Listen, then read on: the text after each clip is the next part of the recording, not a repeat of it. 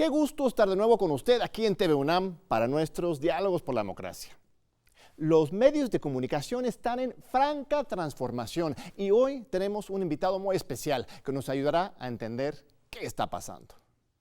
Genaro Villamil se ha especializado desde hace décadas como periodista en el tema de los medios y actualmente está a cargo del nuevo Sistema Público de Radiodifusión del Estado mexicano, cuya misión es coordinar los medios públicos y ampliar la cobertura de la radio y la televisión digital al nivel nacional.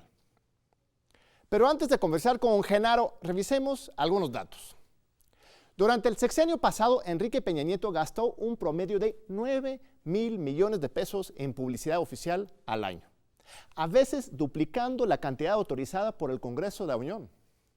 Peña Nieto terminó su sexenio con un gasto total de más de 50,000 millones de pesos en publicidad oficial. Y 40% de ese gasto llegó solamente a 10 de las 1,433 empresas mediáticas del país. Televisa y TV Azteca concentraban casi el 30%. Aún con la digitalización y la diversificación de medios en Internet, los mexicanos seguimos siendo adictos a la televisión y en particular a estas dos empresas televisivas. De acuerdo con el Instituto Federal de Telecomunicaciones, 74% de la población ve la televisión y hay en promedio 1,9 aparatos televisivos en cada hogar. Sin embargo, la situación se está transformando rápidamente. El nuevo gobierno ha recortado a la mitad los recursos dedicados a la publicidad oficial y los está distribuyendo de manera mucho más equitativa entre las diferentes empresas y medios de comunicación. Hay también una crisis de confianza en los medios tradicionales. Una encuesta reciente de Parametría realizada en 2017 demostró que solo 17% de la población confía en la televisión, 19% en la radio y 21% en los periódicos. Utilizando otra escala de medición, el Edelman Trust Barometer coloca a México entre los 28 países del mundo con mayor desconfianza en los medios. Una alternativa que han encontrado los mexicanos es emigrar de los medios tradicionales, como la televisión, la radio y los periódicos, al Internet y las redes sociales. Hoy se calculan casi 80 millones de usuarios de Internet en México, equivalente a 2/3 partes de la población. 72% de la población posee un celular y casi 65 millones de personas cuentan con un celular inteligente con acceso a Internet. Los mexicanos dedicamos en promedio más de 3 horas al día conectados a alguna red social, una de las cifras más altas en el mundo. Una de las redes que tiene mayor presencia en México en comparación con otros países es WhatsApp, donde la mitad de la población la ocupa para tener acceso a las noticias, tasa similar a Brasil y la India. Ahora bien, el Internet y las redes sociales nos liberan de la manipulación de los medios tradicionales, pero también se han convertido en un terreno minado, donde se distribuyen noticias falsas y se orquestan campañas de linchamiento en contra de líderes sociales o políticos. Y jamás hay que olvidar que las grandes empresas de las redes sociales, como Facebook, Twitter e Instagram, no son de ninguna manera neutrales, sino que utilizan algoritmos con el fin de aumentar sus ganancias y empujar sus agendas políticas. Aunque una buena noticia es que los mexicanos estamos perfectamente conscientes de esta situación. 74% de la población está preocupado por la manipulación informativa, una de las tasas más altas del mundo. ¿Qué está pasando en el terreno de los medios de comunicación hoy en México? ¿Cómo informarse bien y garantizar una verdadera pluralidad mediática? En unos momentos más conversaremos con Genaro Villamil sobre estos importantes temas, pero primero tenemos el libro de la semana con Walter Arellano. No te vayas.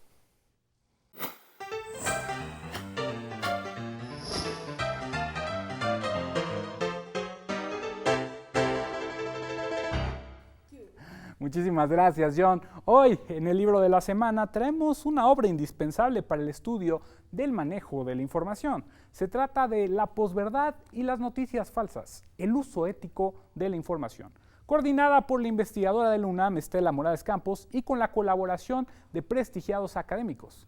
Esta necesaria obra es fruto de los estudios, reflexiones y discusiones vertidas en el Seminario de Información y Sociedad del Instituto de Investigaciones Bibliotecológicas y de la Información de nuestra máxima casa de estudios, en el que se centró la atención a los alcances y dimensiones a los que ha llegado el tema de la posverdad, los rumores y las noticias falsas en el plano académico, político, económico y social.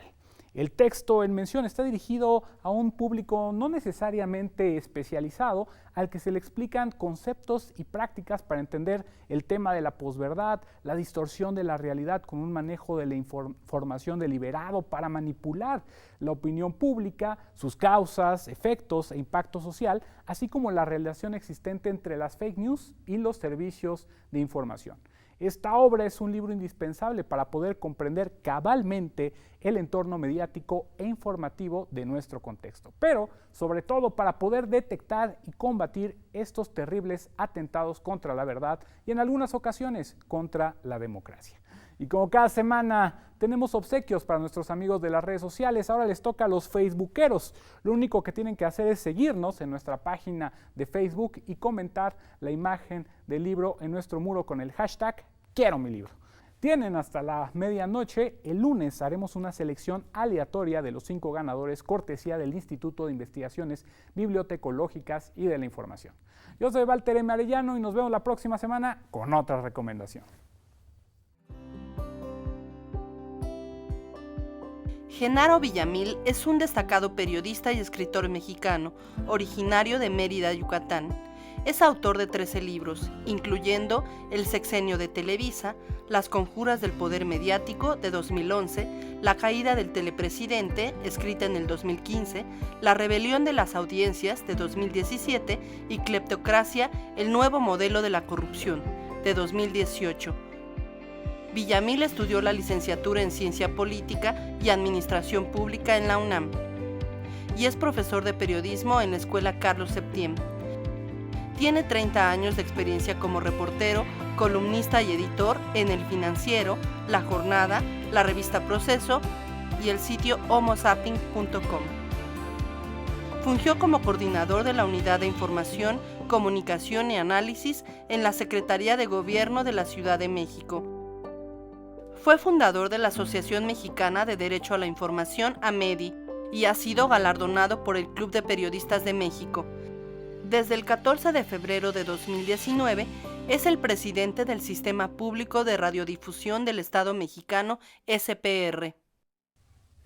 Aquí estamos con nuestro querido Genaro Villamil. Muchísimas gracias por acompañarnos aquí. Muchas gracias a ti.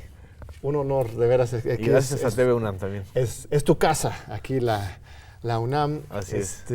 Pues tú eres un gran periodista, Genaro. Gracias. Te hemos seguido en las páginas de Proceso, en Homo Zapping y en otros lados durante mucho tiempo. Sí.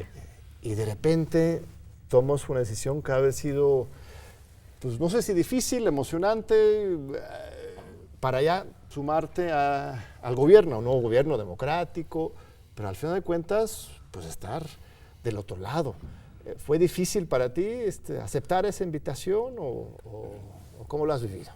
Fue consecuencia lógica, John, de una serie de planteamientos que como periodista yo hice desde mucho tiempo atrás, es decir, la necesidad de tener un modelo alternativo de comunicación diferente al del comercial, la ruptura del modelo de telecracia política que llegó a grados inevitablemente escandalosos con Peña Nieto. Y cuando llega un gobierno legítimo, legitimado además con 30 millones de votos, cuando llega un presidente con esa fuerza política, que además es pues, un presidente y un político al que públicamente yo he apoyado siempre, con este tipo de discusiones de si la objetividad periodística existe o no existe. En fin, lo que existe es el compromiso. Y el compromiso periodístico existe con o sin cargo público. Entonces, cuando me plantea Andrés Manuel el desafío de levantar un sistema público de radiodifusión, no lo pienso dos veces. Le dije, adelante, porque esto es un gigante dormido, que hay que despertar en beneficio de la población, en beneficio de la sociedad. Y en ese sentido yo creo que la decisión más difícil no fue dejar el periodismo, sino más bien el planteamiento de pues cómo armar un equipo necesario para un desafío de ese tamaño, ¿no? ¿Y cómo encontró? Bueno, primero expliquemos a la audiencia qué es el SPR, porque Así es una es. creación nueva, ¿no? El Sistema Público de Radiodifusión. ¿Qué es? Y cómo lo encontraste? Dices que dormido, algunos otros han dicho que no tan dormido, más bien sí está muy activo, pero hacia el huachicoleo mediático, ¿cómo lo encontraste? Estaba dormido hacia las audiencias, es decir, Ajá. nadie sabía que era el Canal 14, ni tampoco el Sistema Público de Radiodifusión. El SPR es un organismo que se crea después de la reforma de telecomunicaciones del 2014 y se crea para darle gusto a un sector crítico que estábamos apoyando la necesidad no solamente de reformar el sector privado de las telecomunicaciones y de la radiodifusión, sino también crear una ley de medios públicos. Entonces crean el sistema, pero no les interesaba realmente crear un sistema robusto, lo que les interesaba era tener ahí la infraestructura pública a su expresión mínima para no afectar a los privados. Claro. Y aprovechar eso pues para hacer terciarización, es decir, para contratar a través del sistema público o de los medios públicos a empresas privadas. Algo O sea, así como la estafa maestra. Sí, como el El Estado mismo maestro, principio. como Pemex mismo, ¿no? Vamos a achicar el Estado, debilitarlo, filtrar el Como- dinero hacia ahí así es. para permitir que quienes realmente dominan sean otros. Así ¿no? es. Entonces, cuando yo llego, pues me encuentro con un sistema público de radiodifusión literalmente damnificado, sin instalaciones, sin estudio de grabación. El edificio donde estaba operando quedó dañado por los sismos del 17 y entonces pues estaba rentando un edificio sin estudio, sin proyecto más que comprar producción externa y no generar producción. Y ahora ya estás generando consciente. Bueno, tú tienes también mando sobre el 22, el 11, el IMER, o ¿cuál es tu papel? Eres coordinador también de todo el sistema. de Esa es alguna la forma, parte, ¿no? esa es la parte del, digamos, del ornitorrinco. Al mismo tiempo, sí, porque es un ornitorrinco. Al mismo tiempo, me corresponde por ley la coordinación de los medios públicos federales. Y entendiendo los medios públicos federales son Canal 11, Canal 22, IMER, Radio Educación y la administración de un canal, que es el Canal 14.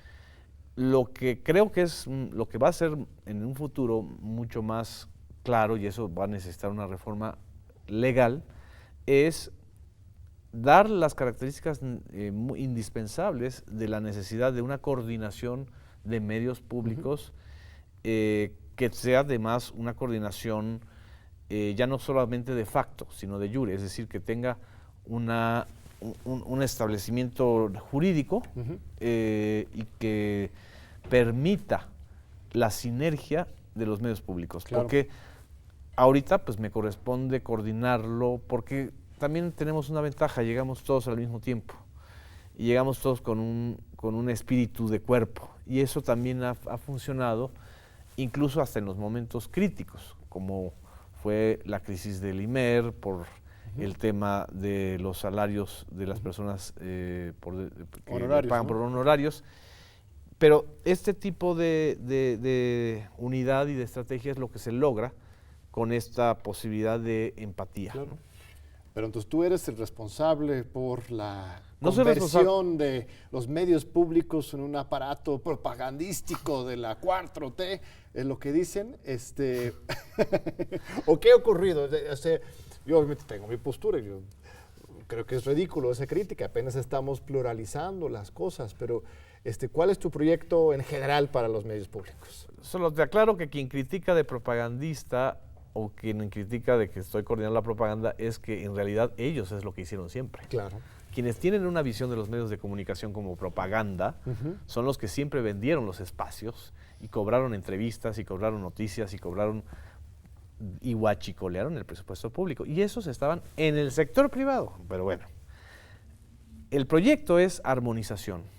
Lo que tenemos que tener en cuenta es que hay una infraestructura pública de torres, de estaciones de radio, de estaciones de televisión y de plataformas digitales, que son una inversión pública que hay que potenciar para que las audiencias tengan un enfoque y un punto de vista muy distinto al que ha sido durante años la idea de que la televisión es para un público muy jodido, o una clase modesta muy jodida, que no va a saldrá de jodida, como es el famoso apotegma o la frase de Emilio Azcárraga Milmo. Claro. Entonces, evidentemente, pues eso no les gusta a quienes han estado durante muchos años en ese paradigma. Y hay que crear un nuevo paradigma de medios públicos que no sea ni propaganda oficial, ni tampoco un medio público exquisito, que no tenga contenidos que le interesen a la audiencia, que no genera audiencia. que nada más sea para que los cineastas de culto tengan ahí sus series y además que cobren carísimo. No, un servicio. El medio público, a final de cuentas, es un servicio informativo, un servicio para los derechos de la salud, de la alimentación, que ahorita que está mencionando el presidente de la República, la urgencia de crear una nueva cultura de la alimentación en los niños mexicanos o contra las adicciones. Esos no son temas ni siquiera partidistas, son temas transversales que le importan a la sociedad y que los medios públicos tenemos que estar ahí. Entonces, el León cree que todos son de su condición, ¿no? Básicamente. O sea, ellos creen que los nuevos medios públicos funcionan en la misma clave de vendimia que antes, no pueden ni imaginar.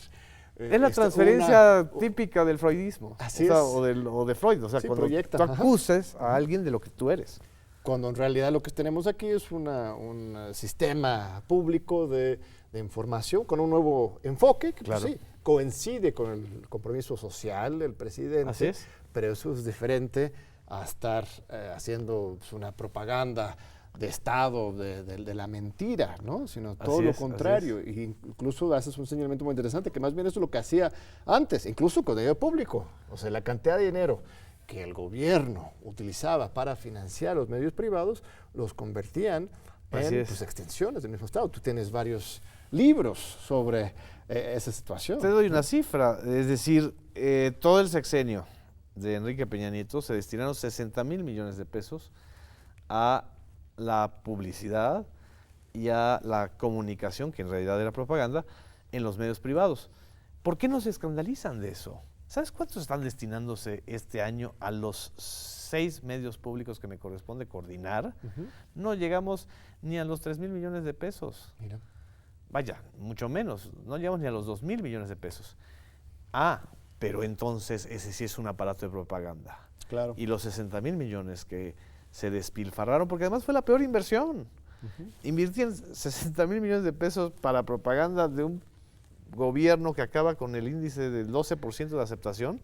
Tú dices, además fracasó. bueno, quien haya sido el genio de esto es un fracaso. Es impresionante, el presupuesto de la UNAM anual es 44,000 millones y atendemos a 350,000 alumnos. Así es. Más de 400,000 personas. Y esas son las cifras oficiales. Así Extraoficialmente dicen que claro, se destinaron el 100,000 dinero millones. bajo la mesa, etcétera. Que era robo. Así es. Evidentemente no se trataba ni siquiera de propaganda ni de comunicación, era robar el dinero, transfiriéndoselo a productores o a productoras, a casas productoras, pues para eso, como todo lo que fue la cleptocracia pasada. La corrupción. La buena noticia es que pues, fracasó. Así es. Hubo lo que tú has llamado en otro libro, la rebelión de las audiencias. Así es, así es. De repente, pues ya no le creemos a estas mentiras. Así es.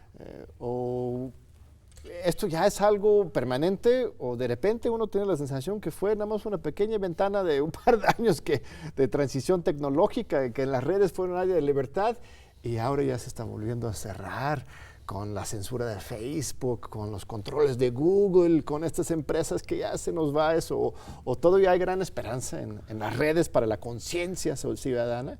Es un proceso dinámico como todo. Este modelo que platicamos, John, que se aplicó en el sexenio pasado, coincide, para desgracia de ellos, con el salto digital, es decir, con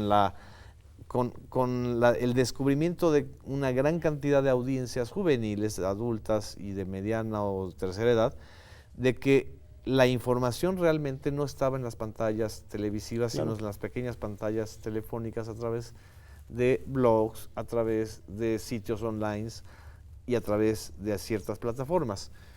Esa fue la rebelión.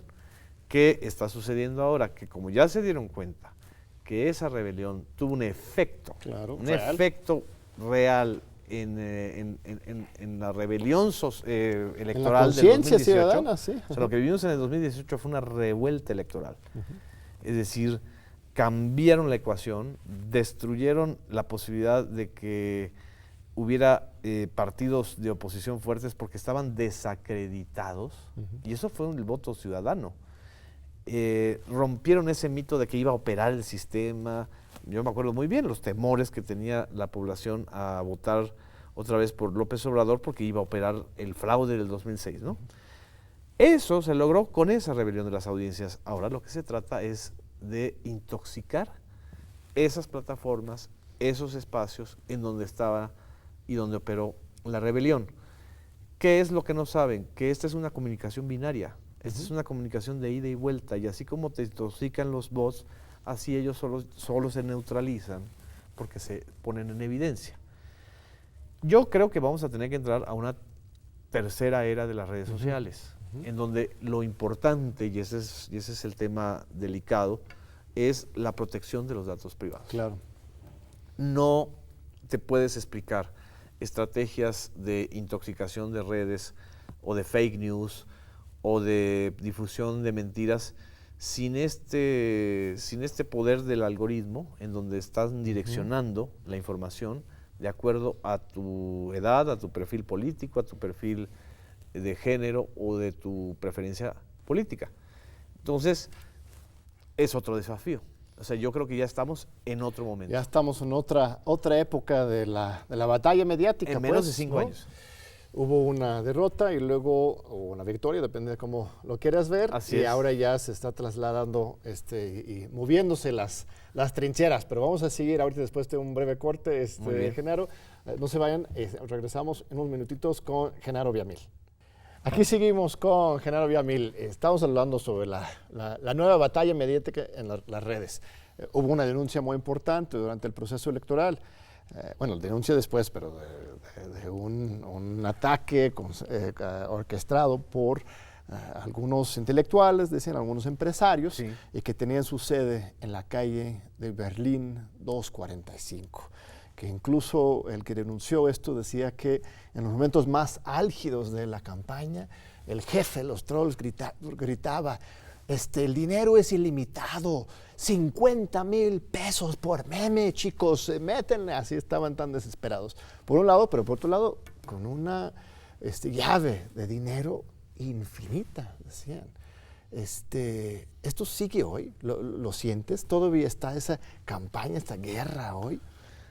Hay hambre de dinero, por supuesto, en estos sectores que fueron derrotados, sobre todo en los sectores periodísticos y en los sectores de las estrategias digitales, de los dueños de granjas, de bots y de troles.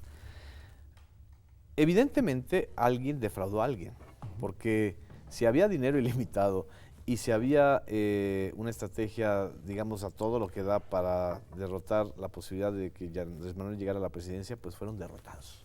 De nuevo. Lo que no excluye que esto se señale como un fraude y como una violación al derecho a la información y como una violación al derecho electoral, porque estás haciendo con la triangulación de dinero privado propaganda negra, que está prohibida. Es decir, tú mismo lo documentaste muy bien, me acuerdo en 2006, el libro que escribiste con Julio Scherer, ahora consejero jurídico, pero en ese momento los dos, abogado y periodista críticos de la oposición, documentaron ese mismo fraude desde 2006. ¿Sí? Y el fraude de 2006, para lavar la cara de ese fraude, prohibieron las guerras sucias o las campañas negras, o como quieran llamarle, en medios de comunicación abiertos, de televisión abierta y radiodifusión, y también en medios privados. Para darle medios impresos, para darle la vuelta, hicieron esta especie de Operación Berlín, como se le ha llamado, para encubrir esa triangulación de dinero. Claro. Acordémonos todos, había un sitio que se llamaba Pejelix, Así es. que era el generador de estas mentiras, de estas evidentes exageraciones, difamaciones, calumnias, mentiras. Como la dinámica sigue, yo creo que hay redes todavía que siguen generando esto.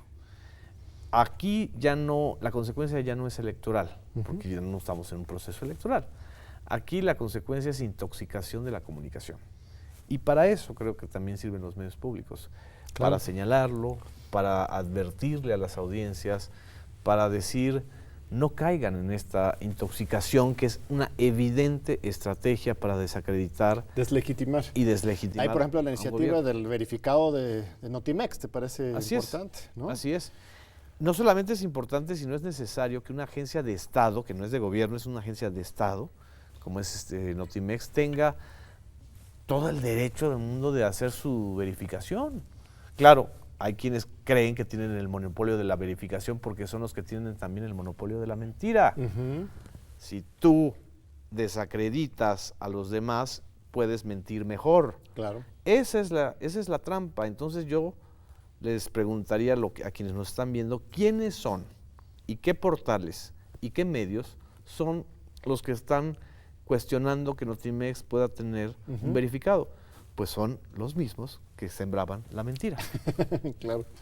Ahora, una estrategia que ha funcionado del gobierno para romper y desmentir estas mentiras ha sido una práctica, pues no moderno ni posmoderno, sino absolutamente clásico, ¿no? Así es, así la es. conferencia de prensa. Así es. Todos los días. Así es. Es una paradoja, ¿verdad? Que en este momento de tanta tecnología, lo que más ha funcionado como estrategia de comunicación de la 4T son estas mañaneras. ¿Cómo lo explicas? Es inédito en el mundo, ningún otro presidente se atreve a hacer esto.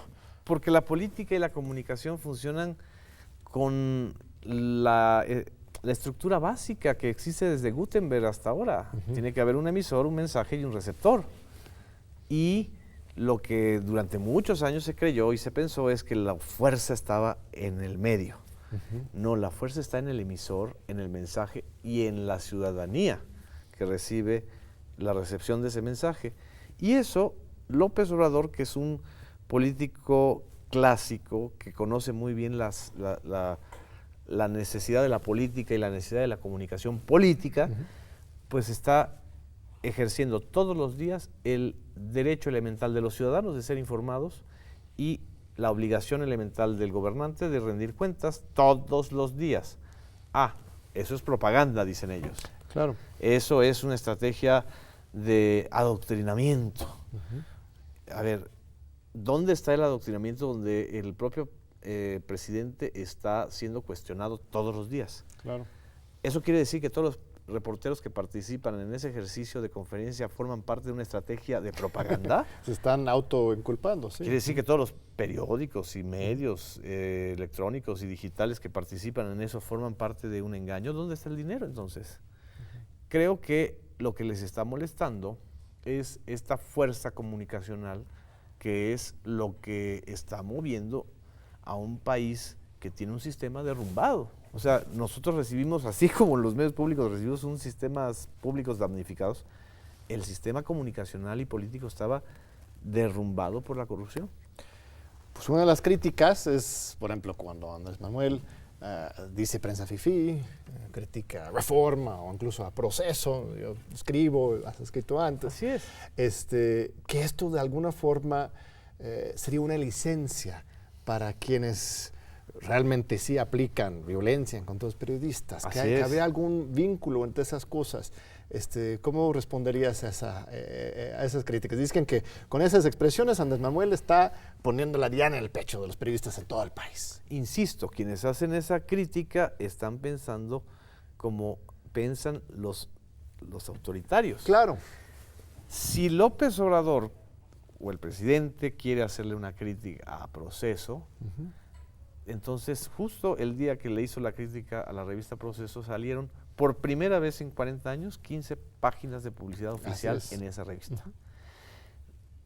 yo quisiera saber dónde ha habido una agresión desde el gobierno al periódico Reforma, una agresión concreta, real, Claro. un impedimento a su libertad de expresión. Entendemos y tenemos que conocer el personaje político que es el líder político del país, que es Andrés Manuel. Él siempre va a ventilar de manera pública sus desacuerdos, su punto de vista, lo que él dice, su derecho de réplica. Lo contrario es lo que no está sucediendo. Es decir, los gobernantes que no expresaban en público su desacuerdo, pero en privado mandaban a cerrar, a intimidar, a matar o a cortarles el papel a los medios impresos. Entonces, también tenemos que acostumbrarnos como periodistas, como medios, a tener una corresponsabilidad. Claro. Porque es muy fácil instalarse en el papel de la víctima y decir, es que desde el poder me están atacando. Nosotros ejercemos como periodistas y comunicadores un poder que tiene que también rendirle cuentas a la sociedad. Claro. Y eso creo que es muy sano en esta nueva etapa.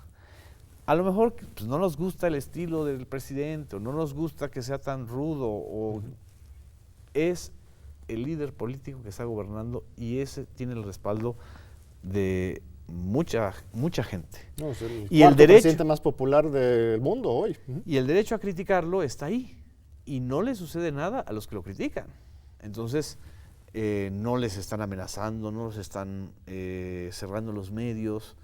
Es decir, hay una suerte de extralimitación y exageración en función de los parámetros antiguos. Claro, claro, creen que después de una crítica va a venir el golpe. Exacto. Pero lo dijo el otro día Leonardo Curcio, ¿no? En un tuit hace unas semanas, decía, mira, yo soy muy crítico de Claro. la 4T, del observador, pero jamás desde el diciembre, desde el inicio de este gobierno, me han llamado, me han dicho, bájale, aquí sí, aquí no, cuando antes sí me pasaba, ¿no? Ahí Claro. tenías, era Alejandra Sota, por ejemplo, era Claro. de las encargadas ahí en presidencia, Eduardo Sánchez, a mí me consta que por sus órdenes a mí me censuraron, me sacaron Claro. de todos la radio y televisión. Por eso fui yo a Twitter, porque pues, había una instrucción en la que Así se invitaban a Ackerman, deja de darle un programa de radio o televisión, simplemente entrevistarme. Formabas Era- parte del eje del mal. Así es, esto ameritaba un regaño, ¿no? Entonces, si no viene ese regaño, si no viene ese chantaje con los recursos, Claro. estas amenazas, entonces simplemente es la palabra del presidente, que sí pesa, por supuesto, pero pues Alfredo tú me agradece que está en lo público y no con esa hipocresía, ¿no? Así es. La sonrisa, que soy muy democrático, pero abajito. Pero abajo del agua te estoy intimidando. A ver, y también este es un asunto de apostarle al juicio de las audiencias. Es decir, antes funcionaba de que yo criticaba, golpeaba para que me pegaran Ujú, y para que me pagaran. claro, Porque si me pagaban, entonces ya dejaba de golpear. así es. Ese era el sistema. O sea, los que hemos sido periodistas sabíamos que habían quienes criticaban para que les compraran Su silencio. la pluma y el silencio o la crítica. Ahora siguen criticando y nadie les va a comprar nada porque Así es. no está a la venta la percepción y ni la opinión pública. Ya no está a la venta ni a la compra porque ya lo vivimos. O sea, no, una opinión pública no se fabrica con miles de millones de pesos. Una opinión pública se fabrica con la credibilidad. Si el crítico del gobierno de Andrés Manuel o de la Cuarta Transformación tiene credibilidad, lo va a reflejar en las audiencias, pero no en el dinero. Ahora, algo interesante, hemos hablado de que hubo una rebelión de las audiencias por medio de las redes, esto genera una victoria electoral, uno de los factores, y después de la victoria con un nuevo gobierno, las mañaneras otra vez están marcando la agenda mediática, pero hay una cosa que a mí me sorprende, todavía en las redes yo siento que predomina la televisión. Bueno, todavía tienes las mismas televisoras, los mismos locutores. Ahora en lugar de apoyar al señor presidente, ahora están atacándolo de manera despiadada muchas veces. Y esto también se reproduce en las redes. Ya han aprendido las estrategias de difusión ahí en Instagram, en Twitter, en Facebook. Entonces, ¿realmente estamos avanzando hacia la conciencia ciudadana o mi miedo, para ponerlo en la mesa, es que nos va a pasar como en Brasil, ¿no? También Sí. tuve muchos años de un gobierno progresista, democrático, pero conforme pasaban los tiempos iba generando una cuestión muy fuerte en la ideología y ya tienes a Bolsonaro que manda abiertamente, ya dice que hay que expulsar a los gays y los comunistas puestos del país. Así es. Yo lo que veo, yo creo que hay que separar dos cosas. Hay una estrategia de intoxicación, que es evidente, y la intoxicación no le ha pegado a un solo tema. Inventan desde Longaniza Gate, inventan desde que un exgobernador de Chiapas va a ser secretario de Medio Ambiente y no sucede, inventan desde la crisis de la distribución de los medicamentos, inventan y colocan en las redes y en los medios institucionales tradicionales una serie de escándalos que no prenden. Es decir, al tercer o el segundo día se apagan. ¿Por qué? Porque no tiene audiencia, porque no hay un feedback social, una réplica social. Y creo que en ese sentido hay que separar la parte, digamos, sembrada de la parte auténtica. Claro. ¿Qué es lo auténtico y qué es el desafío? Por ejemplo, eso uno lo observa en la reacción de las audiencias. Sí, efectivamente hay una crítica a la inseguridad pública. Claro. Hay una necesidad de tener la certeza de que vamos a salir de esta larga noche de violencia y de inseguridad pública en la que nos metió el gobierno de Felipe Calderón hasta la fecha. Eso es genuino, eso es genuino, pero eso no les interesa. Eso no les interesa a menos que sea para exagerar, ¿no? Entonces, creo que evidentemente hay ensayos, hay un interés de... Eso del golpe blando, por ejemplo. de promover golpes blandos que no han prendido en la población. No han prendido no hay una deserción masiva de votantes como ellos están diciendo, o de simpatizantes. Todavía esta cuarta transformación o este gobierno tiene una fuerza comunicacional y política impresionante, pero eso no significa que haya que sentarse y decir, pues que el presidente haga todo, ¿no? Es decir, claro. El problema es que también parece que todo está sentado en el liderazgo de un individuo. Eso. Entonces, eso es lo que todos tenemos que tener conciencia. El cambio de un país es responsabilidad de todos los ciudadanos que votamos por eso y hasta de los que no votaron. Entonces, no puedes tú tener la posición también cómoda de decir, bueno, claro. Pues hasta que lo diga el presidente, ¿no? Claro, y los medios públicos en particular, pues tienen ese papel, ¿no? Así Central, es, ¿no? así es. Nuestro papel es hasta acelerar ciertos procesos. Muy bien, Genaro, si nos aceptas la invitación, en nuestro último bloque tendríamos un diálogo con unos estudiantes que están muy emocionados por hablar contigo. ¿Sí? Me parece muy bien. Muchas gracias, Genaro. Ahorita regresamos, primero vamos a la recomendación de la semana y regresamos con los estudiantes y Genaro Villamil. No te vayas.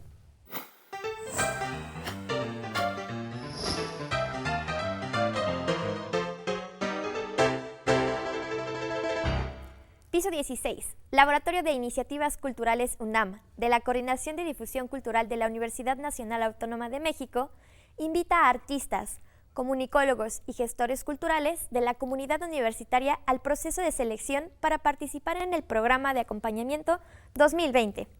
Piso 16, Laboratorio de Iniciativas Culturales, es un espacio para investigar, experimentar y aprender en equipos acerca del arte y la cultura de formas diversas.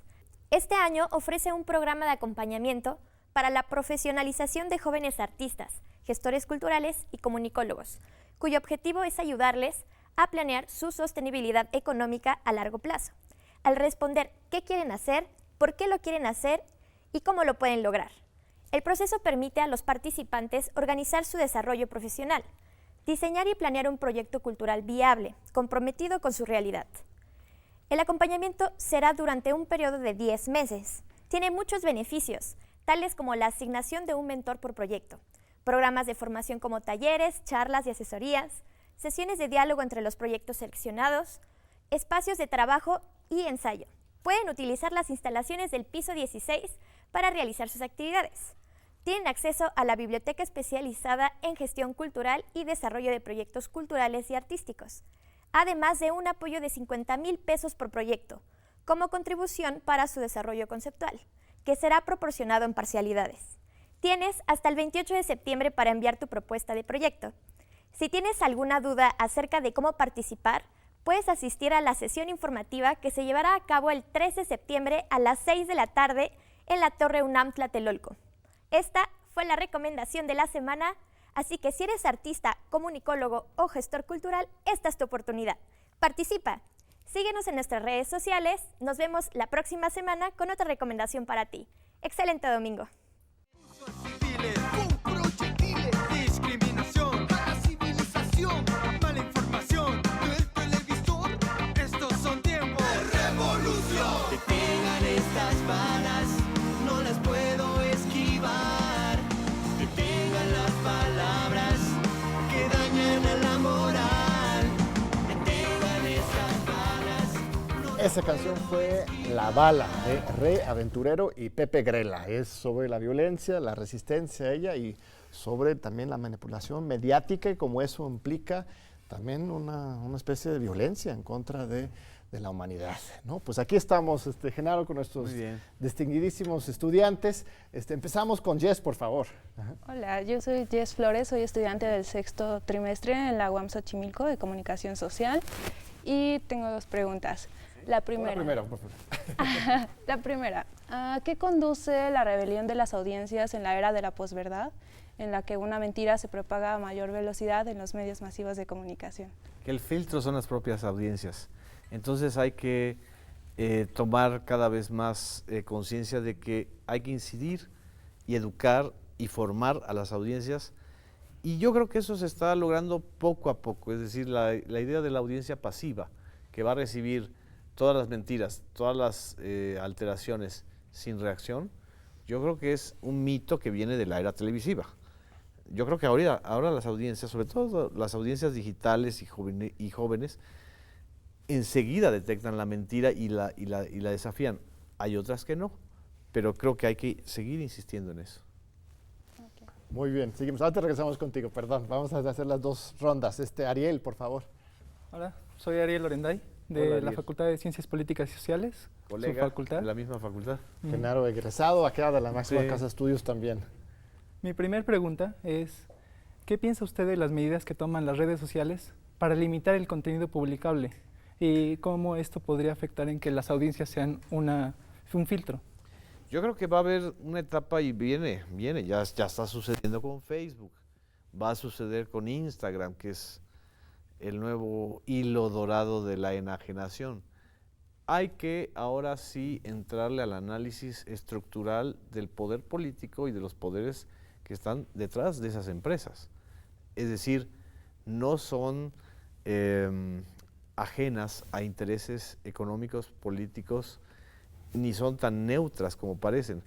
Y yo creo que ese tipo de medidas tienen que ver con eso, con el miedo que las propias plataformas tienen a sus audiencias.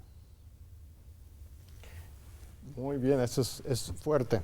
Sí. Seguimos con Julio. Hola, mucho gusto. Mi nombre es Julio César Valencia. Soy de la Facultad de Derecho, igual de aquí de la universidad. Hace unos días se publicaba en una noticia que Facebook le iba a pagar al Washington Post por verificar información. Así es. ¿Cree usted que aparte de que estas poderosas empresas, ya sea Facebook, Twitter, Google, ya tengan nuestros datos personales y ahora quieran meterse en cosas de noticias, no puede haber una monopolización de la información a escala global? Por supuesto, y hay conflicto de interés clarísimo. A mí me gustaría, yo sé el nombre, pero me gustaría que Facebook lo dijera. ¿Qué empresa, qué sitio digital es a quien le paga a Facebook por verificar la información? Y vamos a darnos cuenta que ahí hay un conflicto de interés clarísimo. Y yo creo que eso es lo que los usuarios de las redes sociales y las audiencias de las redes sociales necesitamos saber, que las propias plataformas nos digan y nos traten como adultos y no como enajenados que nada más queremos subir fotos de nuestra comida y de nuestros gatitos. Somos audiencias y el término audiencia significa eso, auditamos hasta los contenidos.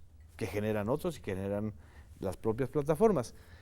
Y pues en el caso, por ejemplo, que tú mencionas de Washington Post, pues yo le preguntaría al New York Times, oiga, ¿a ustedes les gustaría que les audite en Facebook su competencia? Yo creo que hay que profesionalizar esos sistemas de fast-checking y de corroboración de información, porque entonces, si no es un asunto transparente, lo que está generándose es que ellos crean la trampa para entonces darnos la solución. Es decir, crean las fake news y nos dicen, estos nos van a decir quiénes son los que hacen fake news y quiénes no. Claro. ¿Sí? Entonces, eso puede llevar a una crisis de credibilidad de una plataforma tan masiva como Facebook, pero incluso una crisis de credibilidad mucho más acelerada que la que vivió la televisión. Es decir, la televisión tardó 40 años como medio hegemónico. Facebook no ha llegado ni a 10.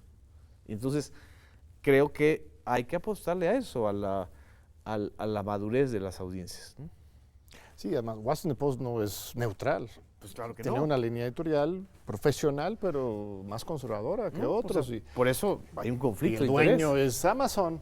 Así es. ¿No? Jeffrey Bezos, bueno, Amazon no, pero Jeffrey Bezos, el dueño de Amazon, es también el dueño de Washington Post. Entonces ahí tienes un negocio Claro, circular, ¿no? claro. Seguimos con Jess, tu segunda pregunta, por favor. Gracias. ¿Qué propicia que exista una rebelión global? ¿Son las audiencias digitales o la tecnología per se? Buena pregunta. Son dos circunstancias que coinciden. Por un lado, el cambio de una tecnología unidireccional a una tecnología bidireccional, es decir, la web 2.0. La posibilidad de interactuar y de volverte tú mismo medio de comunicación y al mismo tiempo audiencia. Eso retrasó mucho el proceso de modernización de la televisión y de la radio, y también la cercanía, ¿sí? Yo creo que a final de cuentas, esta es una tesis muy bonita de Humberto Eco, no hay medio que muera, hay medios que reviven. El telégrafo, o el telegrama, que era un medio muerto para muchos, revivió a través del Twitter, en una modificación. La televisión, o el lenguaje televisivo, no ha muerto, se está transformando y se está volviendo otra cosa, ¿sí? Pero ya no es este gran aparato del broadcast que sentía que con todo el poder de la empresa definía la línea discursiva de los contenidos. Y creo que hacia allá vamos a ir.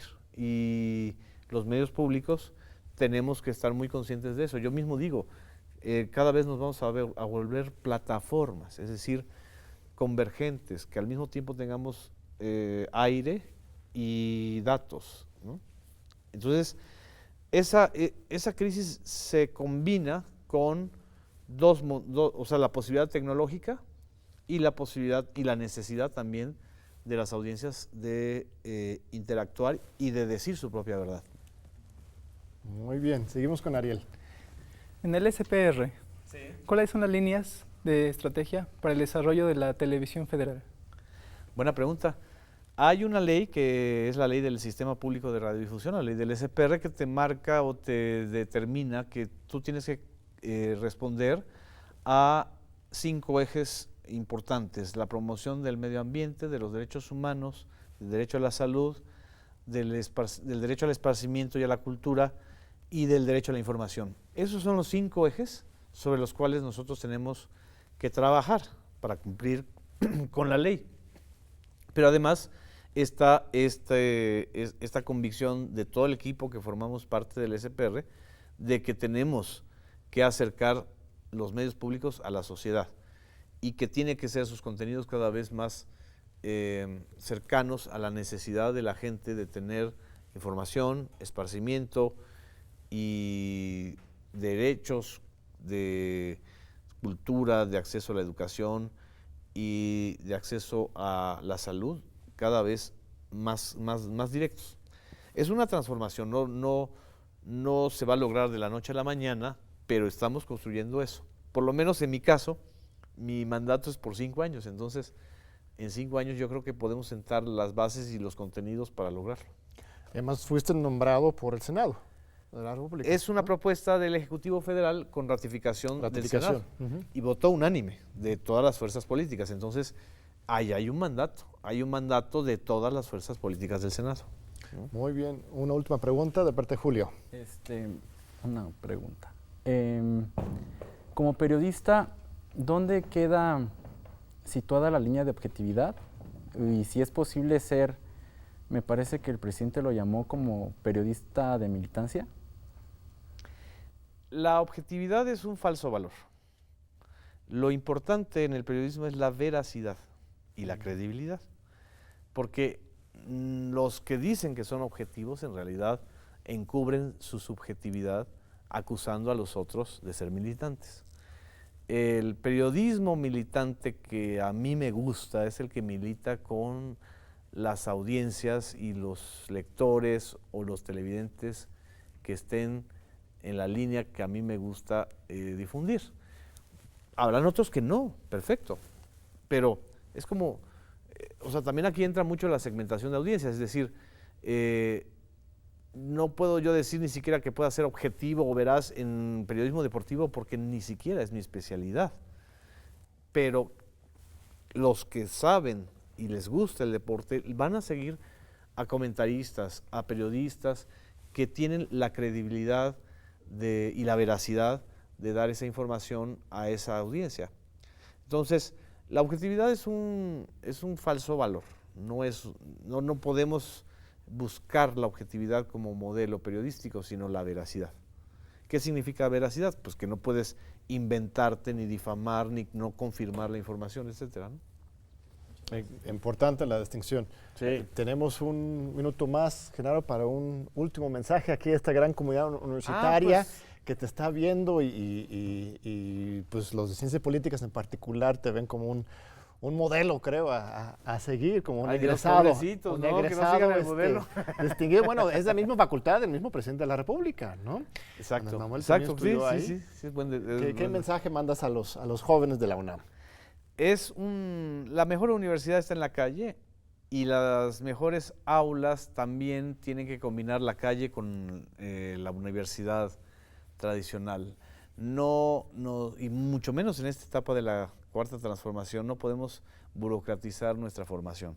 La mejor manera de no burocratizarla es estar muy al pendiente de lo que está ocurriendo y vincular a esa universidad o a esa generación que nosotros tenemos con lo que está pasando. Pues es un momento histórico. No van a ver, por lo menos en 50 años, un momento tan importante social, económica, cultural y políticamente como este. Entonces, ese es un privilegio generacional que a los universitarios nos toca. Muy bien, pues sí, una gran invitación a la participación y a la conciencia. Y eso, ¿no? Desaprovechar el momento, tienes razón, ¿no? Weber lo estudiaba mucho, ¿no? La rutinización del carisma, ¿no? Siempre hay momentos revolucionarios, pero con el tiempo se va institucionalizando, que está bien, pero también se va burocratizando las cosas, ¿no? Entonces, estos momentos de cambio son momentos para más que nunca participar. Así es. Muy bien, pues muchas gracias, querido Genaro. Ojalá gracias. regreses pronto. Gracias a ustedes por estar con nosotros, estudiantes, y gracias sobre todo a las audiencias que nos critiquen, que opinan. De eso se trata. Un lujo tener su atención y nos vemos de nuevo en 8 días aquí en TV UNAM. Este es el tiempo de despertar del letargo que no nos permite avanzar. No es suficiente solo platicar, ni quedarte en tu casa y ponerte a llorar. Eres la luz que puede alumbrar la oscuridad.